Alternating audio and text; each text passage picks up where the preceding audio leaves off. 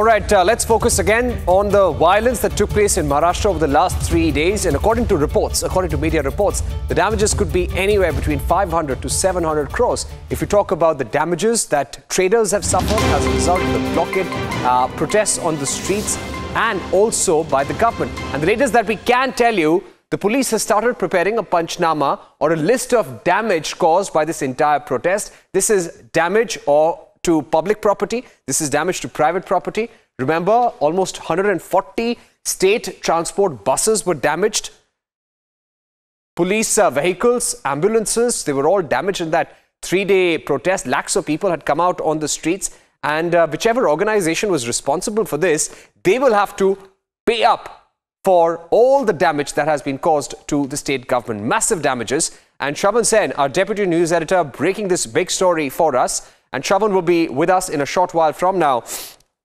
But we got you a copy of that FIR against Jignesh Mevani and also Umar Khalid earlier in the day. So that is a separate investigation that has been going on. You also have several cases which have been registered across the state. And this is in connection with rioting that took place. This is in connection with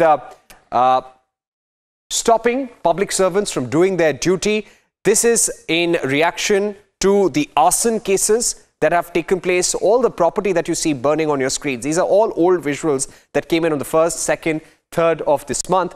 The police has been making videos of all those events. They have been keeping a track of all the damage that has been caused to public property. And whichever organization is responsible, their key leaders, all the people who have been identified in instigating and carrying out that violence will be booked. And those organizations will be asked to pay up. Let's go across to Shravan Sen. Shravan, you have been speaking to your sources through the day. What is the latest that you can pick up? Is the government now starting to assess or make a list of all the damage that has been caused to public property? 140 buses. According to some accounts, the amount of money that may have been lost could be anywhere between 500 to 700 crores. This is for both traders, private traders, and the government.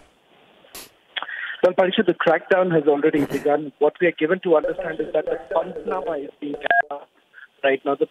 After the panchnama is carried out, you would be getting an assessment of the damages during the statewide fund. Remember, the fact is that several public property was also damaged by the rioters, and that is exactly going to be a major concern right now for the organization, given the fact that the Mumbai police has now started looking into all the FIRs.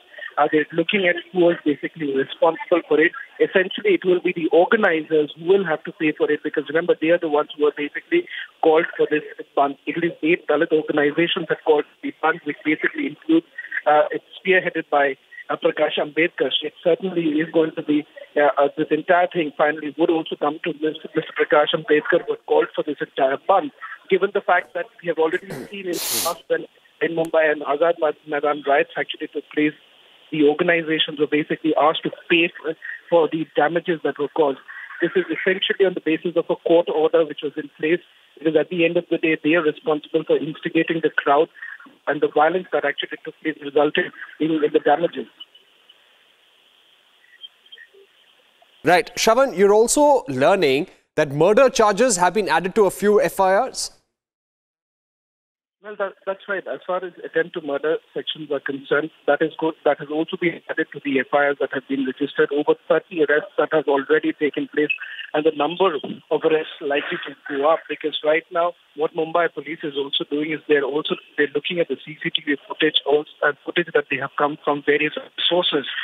Depending on the investigation, they're basically registering the FIRs, and the arrests have also been carried out. We are being told that the number certainly is going to go up. What we are talking about is only the FIRs that have been registered in Mumbai. Across the state, there have been 102 cases that have already been registered. The number of FIRs also likely to go up with regards to Maharashtra police. Right.